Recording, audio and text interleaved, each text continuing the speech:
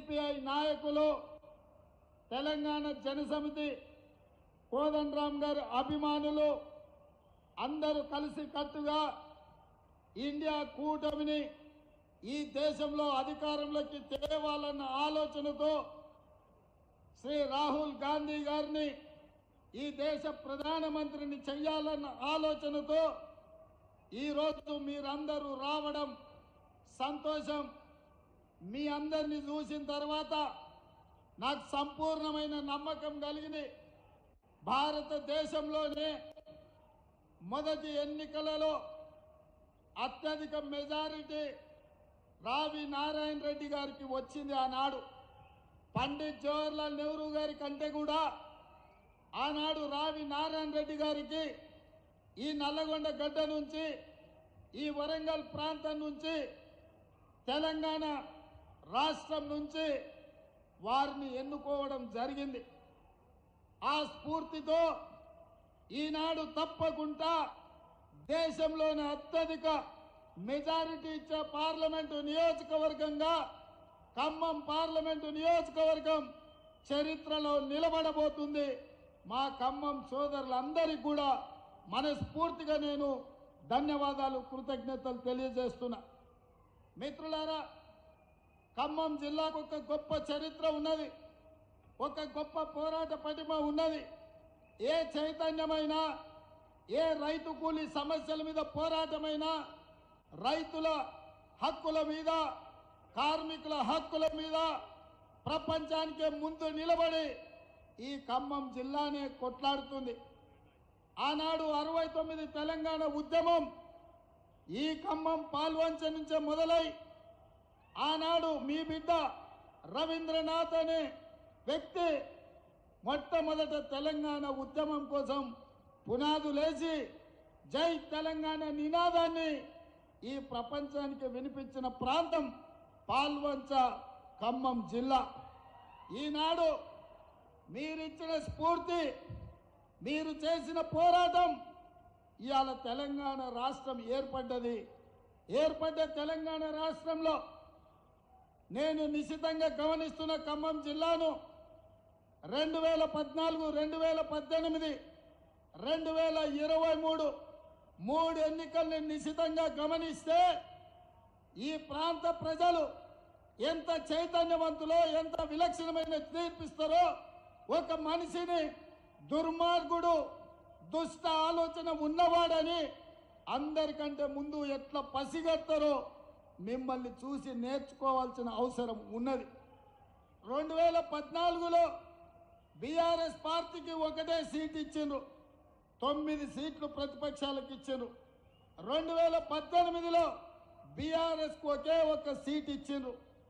ఇప్పుడు కూడా మీరొక సీట్ ఇచ్చినా మళ్ళీ మీరందరూ ఆ మిత్రుని కూడా ఈరోజు ఇండియా కూటమిలో చేర్పించి రఘురామ్ రెడ్డి గారి గెలుపు కోసం వారు కూడా మనతో కలిసిందంటే ఏ రోజు కూడా ఈ ఖమ్మం జిల్లా నయవంచన, నక్క చిత్తుల మాటకు ముందు అబద్ధంతోనే మొదలు పెట్టే కాలకూట విషం కల్వకుట్ల చంద్రశేఖరరావును మీరు ముందే పసిగట్టి బండకేసి కొట్టి ఖమ్మంలో 100 మీటర్ల గోతి తీసి పాతి పెట్టింది ఈ ఖమ్మం జిల్లా అని నేను చెప్పదలుచుకున్నా.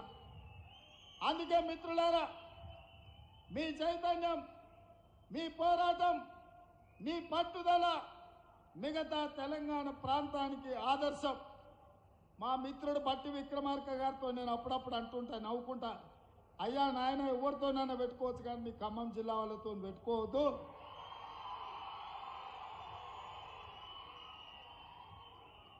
ఎందుకంటే ఎంత దూరమైనా మీరు అనుకున్న దానికోసం కొట్లాడతారు. అందుకే నేను ఎప్పుడు కూడా ఖమ్మం జిల్లా రాజకీయాలలో ఎక్కువ తల దూర్చకుండా దగ్గరగా ఉన్నట్టే ఉండి దూరంగా ఉండి నమస్కారం పెడుతుంటాను. ఆనాడు వైఎస్ రాజశేఖర రెడ్డి గారు ముఖ్యమంత్రిగా ఉన్నప్పుడు కూడా ఢిల్లీ పెద్దలు చెప్పిండ్రు, ఉమ్మడి రాష్ట్రంలో 23 జిల్లాలు ఉంటే నువ్వు 22 జిల్లాలకే ముఖ్యమంత్రివి, ఖమ్మం జిల్లాలో మాత్రం ప్రతి కాంగ్రెస్ పార్టీ కార్యకర్త ఒక ముఖ్యమంత్రి ఉంటాడు, వాళ్ళ సమస్యల మీద వాళ్ళే కొట్లాడుకుంటారు, వాళ్ళకు వాళ్ళే నాయకత్వం వహించుకుంటారు, వాళ్ళకు వాళ్ళే పార్టీని గెలిపించుకుంటారు. మనం వాళ్ళకు సహకరించాలి తప్ప మనం వాళ్ళ విషయంలో ఎక్కువ కలగజేసుకోవద్దని ఆనాడు వైఎస్ రాజశేఖర రెడ్డి గారికి చెప్పింది ఈనాటికి నాకు గుర్తుంది. ఎందుకంటే నేను ఒకసారి కాంగ్రెస్లో చేరిన తర్వాత ఢిల్లీలో పెద్దల్ని అహ్మద్ పటేల్ గారిని కలవడానికి పోయినప్పుడు నాకు ఈ విషయాన్ని గుర్తు చేసింది. అందుకే మిత్రులారా, ఈ ఖమ్మం జిల్లా చైతన్యవంతమైన జిల్లా, ఈ ఖమ్మం జిల్లా దేశ రాజకీయాలకు ఒక దిక్సూచి, రాబోయే మార్పును, జరగబోయే పరిణామాలను ముందుగానే గుర్తించి ఈ దేశ ప్రజలకు ఏది మంచిదో ఆ రకమైన నిర్ణయం చేయడంలో మీరందరూ కూడా దిట్ట. అందుకే మిత్రులారా, నిన్నగాక మొన్న చంద్రశేఖరరావు వచ్చిపోయిన మీ దగ్గరికి.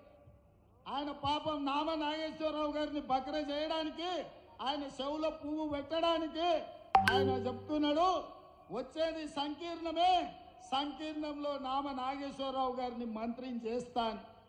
నేను అడుగుతున్న, ఏ సంకీర్ణంలో చేరుతావు? మా కాంగ్రెస్ పార్టీ ఆ ఇంటి మీద కాకిని ఈ ఇంటి మీద కూడా వాళ్ళనియదు. మా కార్యకర్తలు ఊరుకోరు.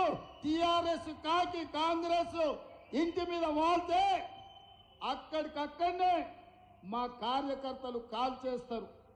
ఇక మిగిలింది బీజేపీ కదా, నువ్వు చేరబోయేది బీజేపీలనే కదా చంద్రశేఖరరావు. మేము అదే కదా చెప్పింది, మొదటి నుంచి మేము చెప్తున్నది, మొదటి నుంచి నువ్వు ఆచరిస్తున్నది.